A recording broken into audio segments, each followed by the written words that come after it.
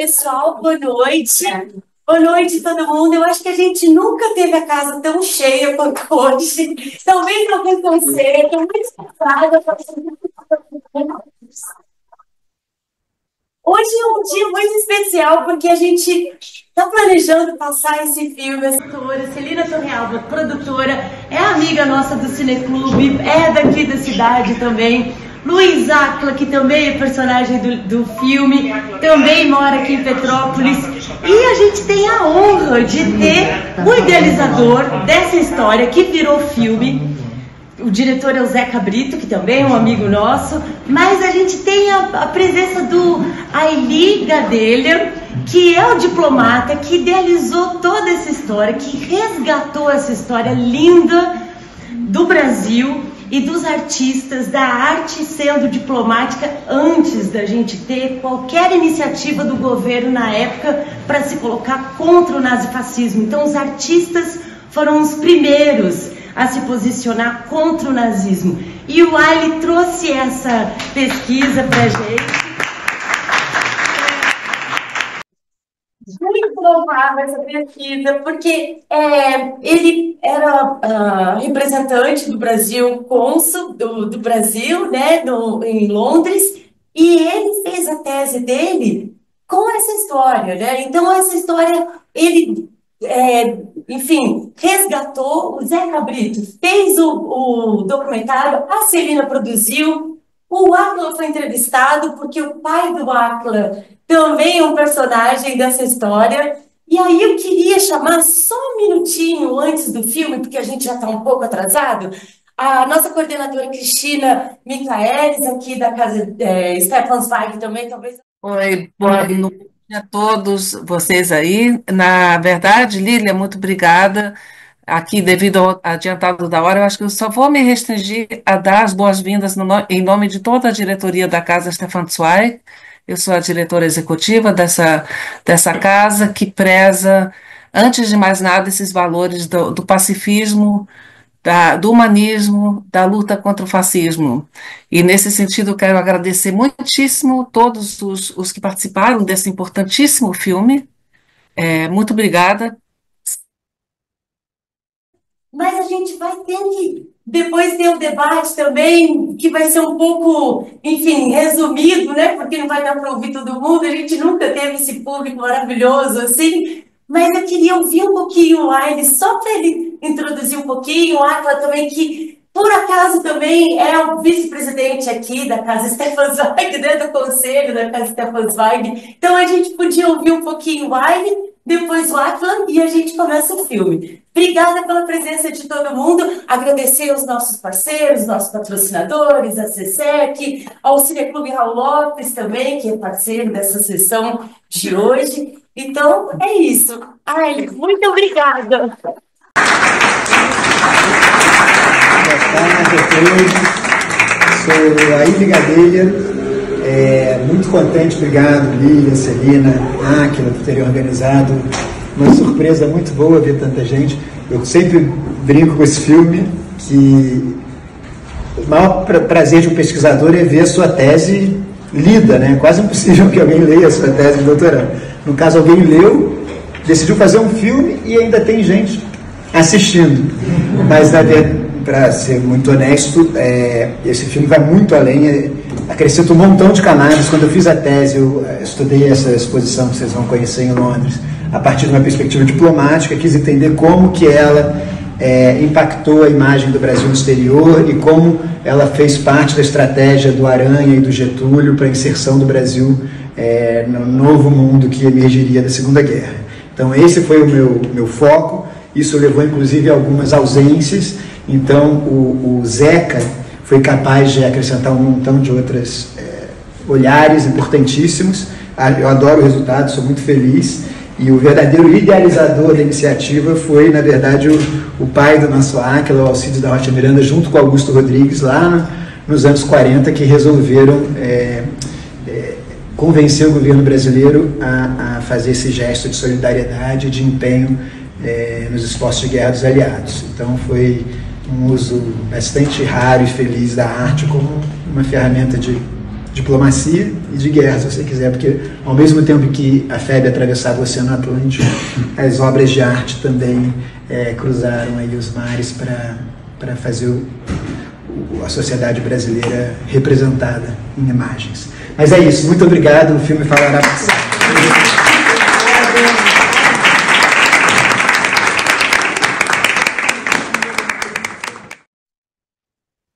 Boa tarde. É uma alegria enorme estar aqui. Estou na minha casa, Petrópolis, né? Junto com vocês. Essa exposição foi resultado de uma luta enorme antifascista dos artistas brasileiros. Quer dizer, a maioria dos artistas brasileiros, diferente de em outros lugares, foi antifascista. Lutou muito, muitos foram presos, torturados, passaram o diabo, até esse momento que o Brasil finalmente adere aos aliados e entra na guerra. E essa exposição é a vitória desse povo, né, desses artistas que vão para Londres, né, para o meio da guerra, para o meio da batalha, trazendo suas obras e dando essa demonstração de que o Brasil é um país antifascista. Então, é uma grande alegria estar aqui. Obrigado.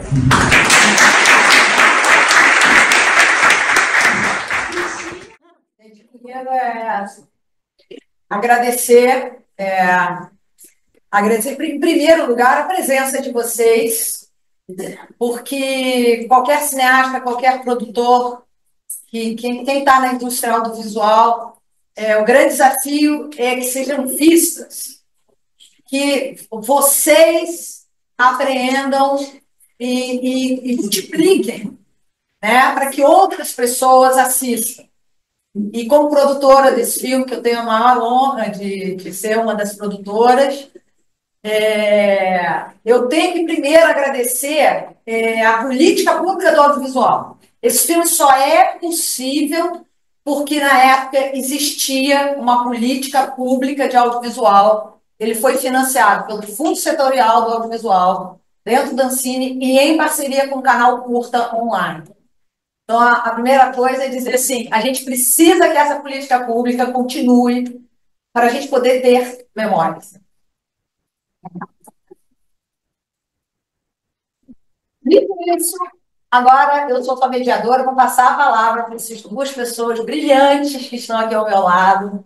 A Ili, que foi quem persistiu no seu doutorado em Londres, nesse tema, quando ele teve a curiosidade, ele teve muito trabalho, porque ao mesmo tempo que ele é um diplomata, ele estava estudando e fazendo essa tese de doutorado, percorrendo o Brasil, correndo a Europa, buscando onde estavam, essa primeira pergunta, onde estavam essas obras de arte? Então, aí, se você puder começar. Pela apresentação, obrigado pela presença. Essas obras, a gente fez um trabalho de detetive, estavam no mundo inteiro. Estavam no Ceará, estavam na Nova Zelândia, em Portugal, em Brasília, 24 delas, 25 no Reino Unido, em coleções públicas, e muitas a gente não sabe onde estão até agora. O que eu acho também bacana, considerando o lugar onde a gente está tendo essa sessão, é entender qual era o significado na época, né, o que foi esse impacto de imagem.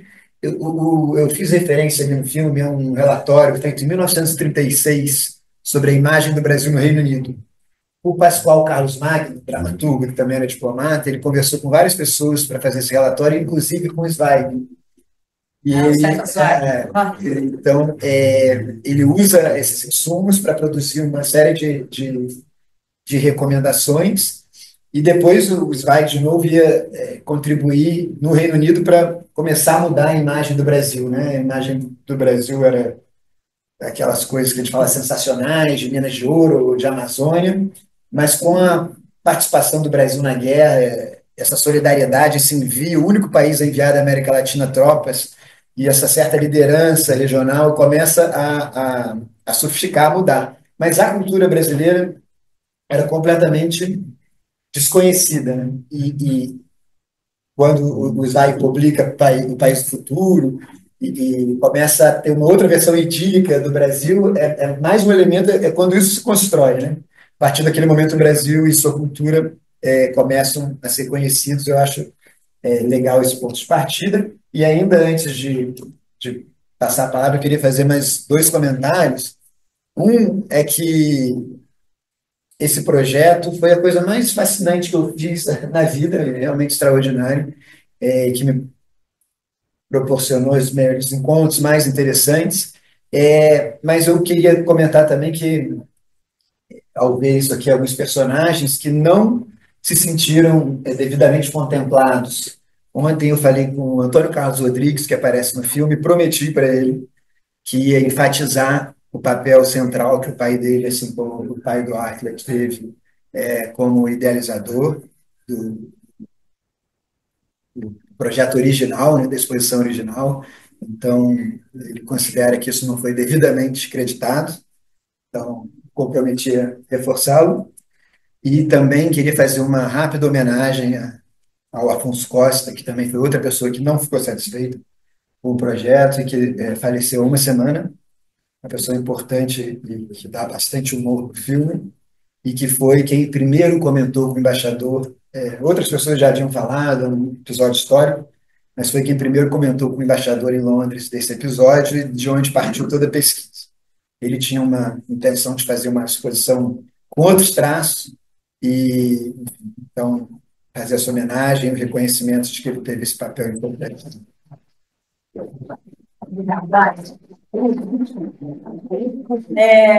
Bom, vocês já sabem o papel importante do nosso Luiz Áquila, artista plástico, amigo, né, dessa casa.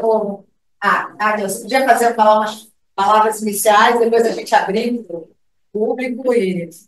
Eu, vendo esse filme, ele é tão perfeito, porque ele fala sobre a exposição, ele fala sobre política desse período, ele fala sobre diplomacia e ele fala sobre a arte que esse filme contém, independente da exposição. Então, assim, andando pelo Itamaraty, a gente dá de cara com um povo magnífico, com o Emanuel Araújo, fantástico. Quer dizer, ele nos brinda, dá aquele Jorginho Guilherme, meu amigo contemporâneo, esplêndido do Afonso Costa, o Iberê do Itamaraty, aquele Iberê, eu acho que era do Itamaraty, vermelho, muito forte, os trabalhos mais vezes Iberê que para mim. Então, você fazendo uma obra que lida com arte, você começa a fazer arte. E fazendo uma obra que lida com essa coisa, que é arte, onde emoção construída, né? A arte é uma espécie de gerenciamento da emoção, né? Onde com ela você constrói, e é uma maneira de ser antifascista, porque o fascismo foi emoção descontrolada. Quer dizer, o que aconteceu na Europa foi um surto emocional terrível, né? Quer dizer, o nazismo, o fascismo.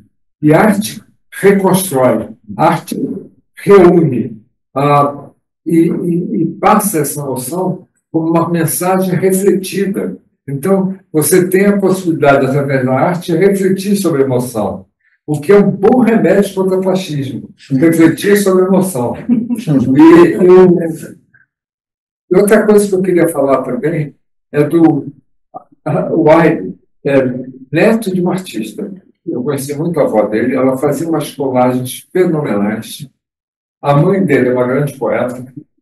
Então, quer dizer, a arte tem... Meu pai, que era professor, dizia: arte não se ensina, se convive. Né? Então, essa obra, esse filme, é um exemplo perfeito de convívio com arte. Quer dizer, vai falar de diplomacia, tem arte, vamos falar de arte.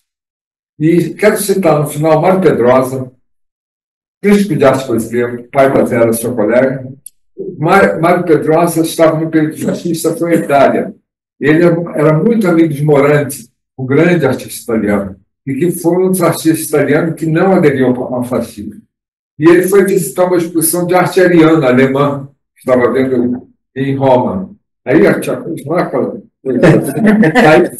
viram toda a exposição. No final, Morandi olhou para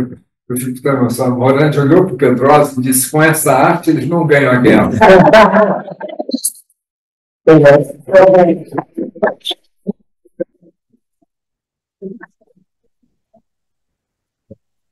vamos organizar. Então, professor Maurício, e eu continuo antes do professor Maurício, os agradecimentos à Casa Stefan Zweig, na figura da Cristina, que esteve conosco no início, e da Lilian, que, através do Cineclube, Raul Lopes, viabilizou estarmos todos aqui hoje. Muito obrigada por vocês. Professor Maurício, por favor. Boa tarde, boa noite. Enfim, queria parabenizar a vida do Lisa, Celina, pela realização. Atlas, pela iniciativa, né? Corajosa demais. Eu trabalhei no museu, todo mundo sabe, em tempos de paz. Já é um suplício viajar com obras de arte. Agora, viajar com essa quantidade espetacular de obras de arte no período de guerra, isso é muito corajoso, muito corajoso. Mas, enfim, algo fica, talvez não uma crítica ao filme, mas que fica talvez uma obviedade, a paternidade, né, do projeto. Né? Os artistas, o colecionador Afonso, deixam claro assim, que é uma iniciativa dos artistas. Se nós olharmos os diplomatas, parece que foi uma iniciativa do corpo diplomático, principalmente, né, do chanceler, enfim. Então, você, galera, a pergunta é para você. Eu queria saber mais um pouco do contexto, né, da ideia, de paternidade, do contexto que permitiu e que... Obrigado, professor. Acho que essa é a pergunta que eu queria ouvir, porque houve muito essa pergunta, né? Em vários momentos nos questionamos, e eu acho que é um falso dilema, né? Na verdade, a iniciativa, stricto sensu, quem iniciou o processo foram Alcides Rocha Miranda e Augusto Rodrigues, chamaram Clóvis Graciano para ter uma representação paulista, e em seguida se somaram 67 outros artistas. Então, a paternidade, eu acho que seria deles. E a iniciativa, quem iniciou isso tudo. O que ficou claro, e aí talvez haja uma confusão por causa do foco da minha pesquisa, que foi outro, mas o que ficou claro não seria possível sua concretização sem o apoio decidido do governo brasileiro. Do Oswaldo Aranha, e veja só, havia propostas anteriores de realização dessa primeira grande exposição de arte brasileira em Londres. Houve uma troca importante de telegramas a respeito, e a proposta da embaixada era trazer os artistas, Oswaldo Teixeira, era trazer outro tipo de artista. Então foi o Oswaldo Aranha, que era muito próximo a esse pessoal todo, né, que bancou e decidiu que tipo de Brasil, que estética, qual era representação do Brasil que nós gostaríamos de projetar no mundo naquele momento histórico, e vinha ao encontro do Brasil de primeira liga, que considerava-se um igual, né, um par desses países que sairiam vitoriosos, enviou as tropas e quase, né, ele teria sido o sexto país com assento permanente no Conselho de Segurança. Houve essa proposta, houve esse movimento, e isso chegou a ser considerado, né? O Brasil logrou, se beneficiou dessa participação na guerra. Teve algum momento ali no final da guerra que ele teve melhor posicionado do que nunca, em termos de tudo, de liderança regional, de reequipamento e treinamento militar. Então, houve um ganho a partir daí, e aí tem uma outra discussão que se poderia ter ganhado mais, porque, de fato, com a virada geopolítica, a região da América Latina deixa de ser prioridade, os Estados Unidos se voltam para a reconstrução do resto do mundo, Vargas sai, Dutra ganha e passa a ter um outro tipo de política, a diplomacia cultural, inclusive não só a cultural, mas a diplomacia muda de características, e a gente não dá continuidade, digamos, a esse processo. Mas, enfim, me alonguei um pouco. Paternidade talvez seja dos artistas, a iniciativa só aconteceu porque houve um esforço político e um projeto de país liderado pelo Oswaldo Aranha e pelo Itamaraty. Essa é a minha percepção.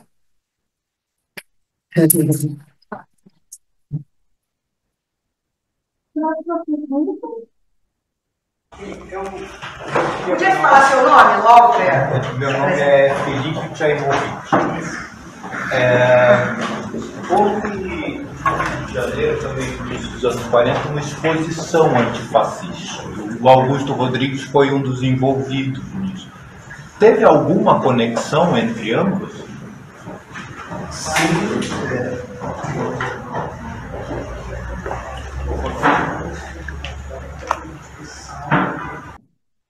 ter sido, quer dizer, eles eram muito próximos, né? Então pode ter sido. Sim. Houve algumas exposições desse movimento antifascista, não só no Rio, como em galerias de Belo Horizonte e São Paulo, e os poucos historiadores da arte que se dedicaram a isso, acho que principalmente o Zanini e o Federico Moraes, chamam a exposição de Londres de culminação desse esforço. E foi também, e aí é legal, uma via de mão dupla, né? Os britânicos enviaram para cá também 3 exposições nos anos que antecederam a de 44. Uma de pinturas de criança, outra de gravuras e outra que foi muito similar em dimensão, com 162 pinturas britânicas enviadas pelo British Council. Então, isso também favorece a ideia de que na diplomacia cultural pública só existe efetividade se a coisa tiver uma mão dupla, né? Uma troca, e isso sim pode gerar mudança de percepção de uma sociedade a outra. Né? Eu gostei de só falar. Se a gente pegar a história de Augusto Rodrigues e de meu pai, que eu conheço bem, Felipe, que está em São Paulo há tanto tempo, talvez saiba mais do Cláudio Cassiano. Eu não sei como foi a história dele além da pintura, mas meu pai foi do IFAM, foi fundador da Universidade de Brasília junto com o Darcy Ribeiro. Quer dizer, ele continuou essa preocupação que ele havia de um mundo melhor, não é, de um mundo mais pacífico, mais sensível. Ele manteve a vida toda. Augusto Rodrigues fundou a Escolinha de Arte do Brasil, inventou a arte e educação no Brasil, quer dizer, não havia, por influência do Herbert Reid, que era um crítico inglês muito importante. Ele funda a Escolinha de Arte do Brasil, ele forma as primeiras, em geral, mulheres, as primeiras professoras de arte e educação. Então, ele continuou a fazer essas caricaturas ótimas, né, elétricas, né? Tem uma eletricidade na caricatura. Então, são pessoas e essa exposição é parte da biografia moral deles, do posicionamento moral deles e o posicionamento deles como homens atuantes na sociedade. Então, acho muito interessante que não é um evento isolado.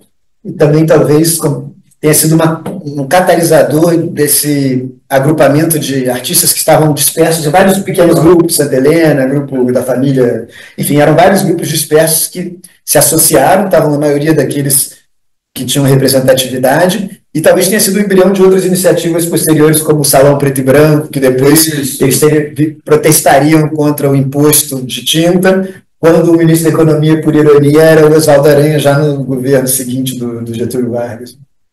Pode falar. Se apresenta, por favor. Eu sou Cristiana. Eu queria fazer um comentário e depois uma pergunta. Estou muito surpresa com a beleza desse filme e da pesquisa. Pensando na pesquisa, antes de virar filme, que eu achei impressionante, você foi provavelmente, até pela questão da diplomacia, fazer uma pesquisa histórico-documental. Mas o que me tocou virando filme, e que tem a ver com a sua pesquisa, é que virou um trabalho de memória. O interessante, eu sou uma aficionada como pesquisadora em memória social. A memória, ela tem uma tensão com a história. A história, a gente acaba tendo registro da história oficial.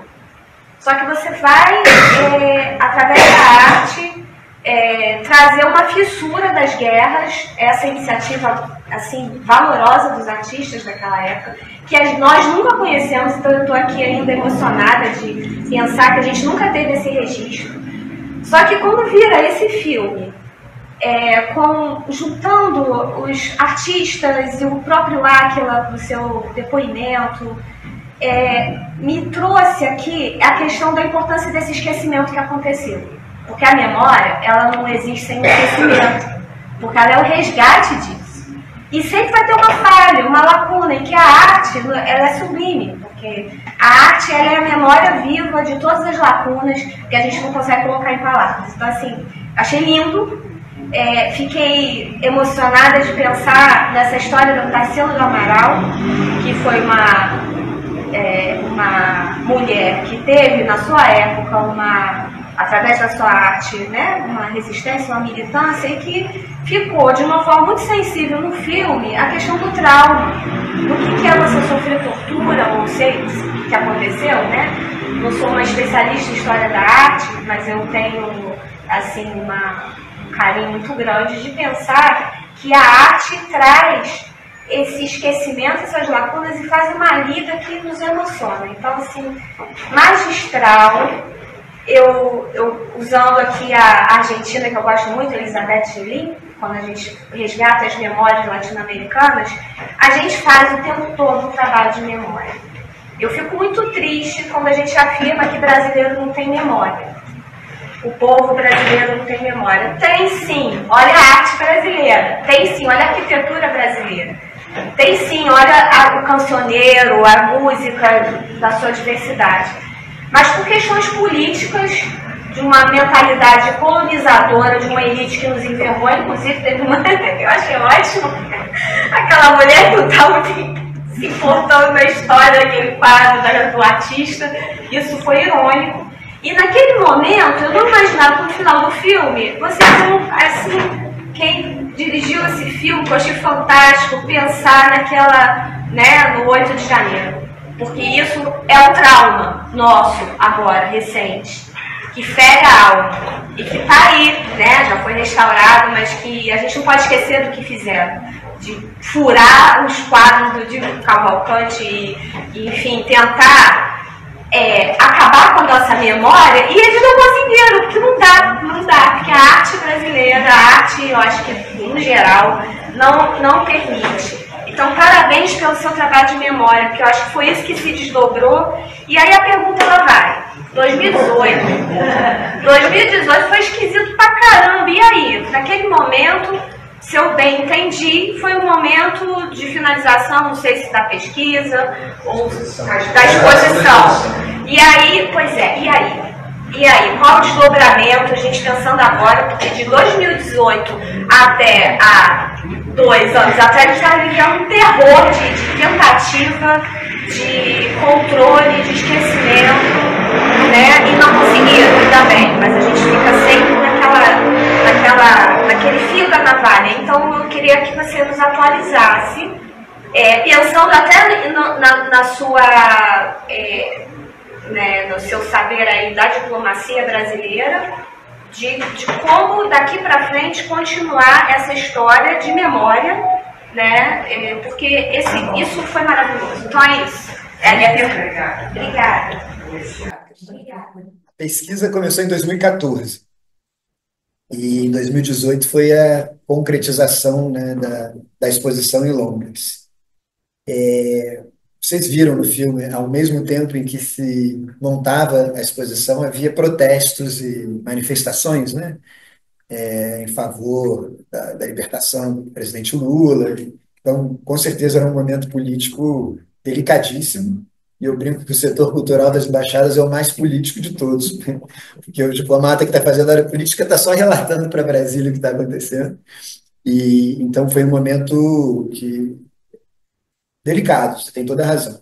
Agora, as diretrizes de política externa históricas do Brasil, naquele momento, se mantinham. O Brasil continuava buscando um sistema multipolar, continuava com princípios inalterados naquele momento, né? Rupturas muito drásticas, o que eu chamaria de uma ruptura de política externa, viria depois.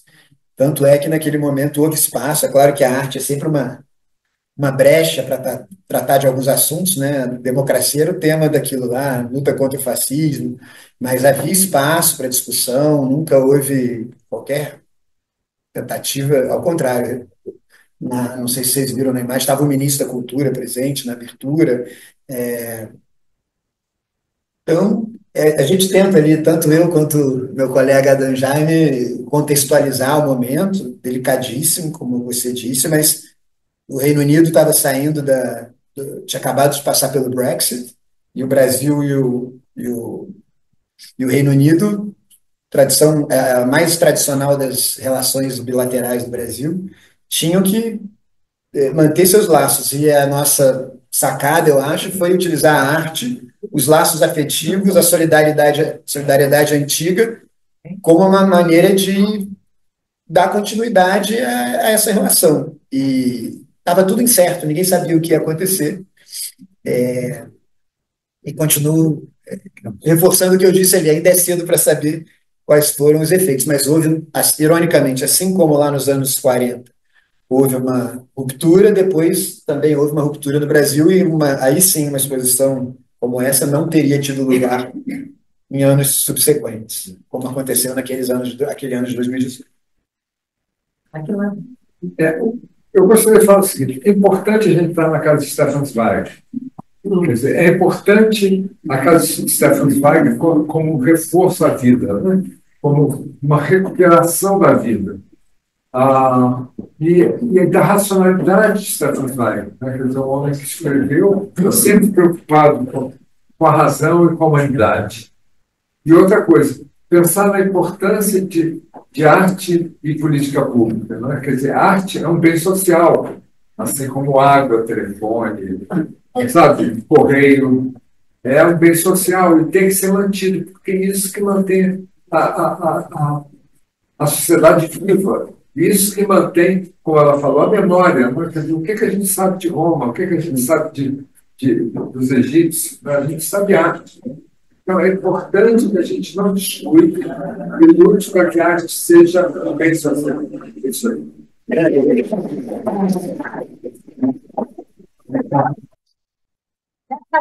Cristina, cadê a Cristina? Fez a pergunta. Eu vou fazer um comentário aqui, vou sair do meu papel de mediadora.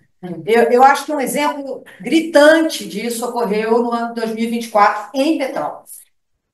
Tá? Com a liderança da Secretaria de Cultura, nós produzimos, pela Lei Paulo Gustavo, Lei Aldir Blanc, diversos editais foram produzidos em Petrópolis, com recursos públicos, de uma política pública de audiovisual, mais de 20 filmes sobre Petrópolis, sobre temas de Petrópolis, ficção, documentário, todos eles podem ser vistos, vários deles que foram premiados com o prêmio Argila, que foi uma iniciativa do governo anterior, que tem 4 anos premiando a melhor produção audiovisual da cidade. Então, agora, nesse próximo governo, tem que manter a política pública. Isso não se faz em 4 anos. Mas em 4 anos se começa. Se joga semente, se incentiva profissionais a ficarem. Nós somos a única cidade do estado do Rio que tem uma escola pública de ensino médio que produz técnicos do audiovisual. Isso não é pouco. Isso é uma tradição que tem em Petrópolis. Então, não se pode esquecer, como eu falei no início, respondendo a Cristina, memória é isso. É olhar, é divulgar essa produção artística da cidade sobre temas da cidade. Quem já viu o curta-metragem sobre a Casa da Tortura? Foi feito um curta-metragem por uma política pública sobre a Casa da Tortura em Petrópolis. Quer dizer, memória, isso é memória. Não tem outro produto audiovisual sobre este tema. Então, eu só queria fechar, Cristina, que eu acho que existe, sim. Nós temos aqui agora chegar e dizer, olha, queremos que continue a política que se iniciou no governo anterior. Por exemplo, e isso está aqui, está no nosso lado, porque todos nós conhecemos os vereadores, os representantes que estão nesta nossa cidade. E dizer, olha, eu quero que continue. Nós precisamos que a escola continue incentivando, incentivos. Muitas vezes são parcerias público-privadas. Tem pessoas aqui com um enorme conhecimento, uma bagagem pessoal, que pode fazer uma masterclass na escola, por exemplo, para que esses alunos entendam mais sobre pintura, por exemplo. Eles vão ser artistas. Então, isso era só para... Desculpa, eu me exagerei. Vamos agora.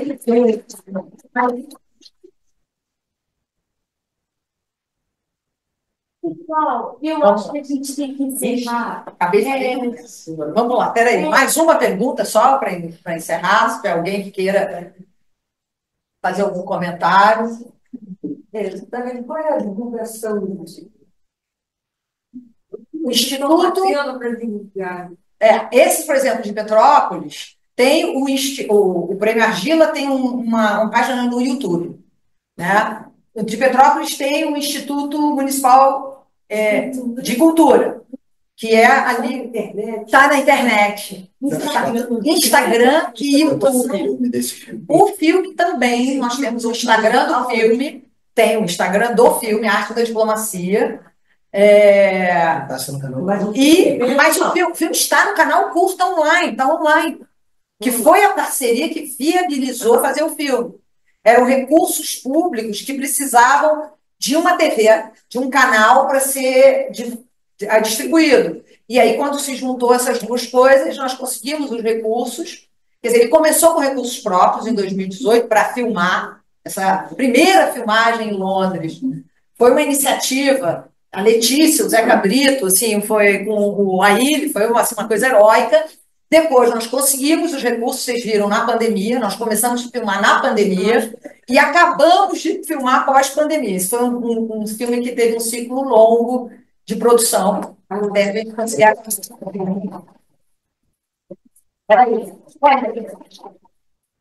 Muito obrigado. Mais uma vez aí ao Aile, que veio de Brasília aqui para estar conosco aqui em Petrópolis, o nosso Luiz Áquila, né? Sempre que. Muito obrigada.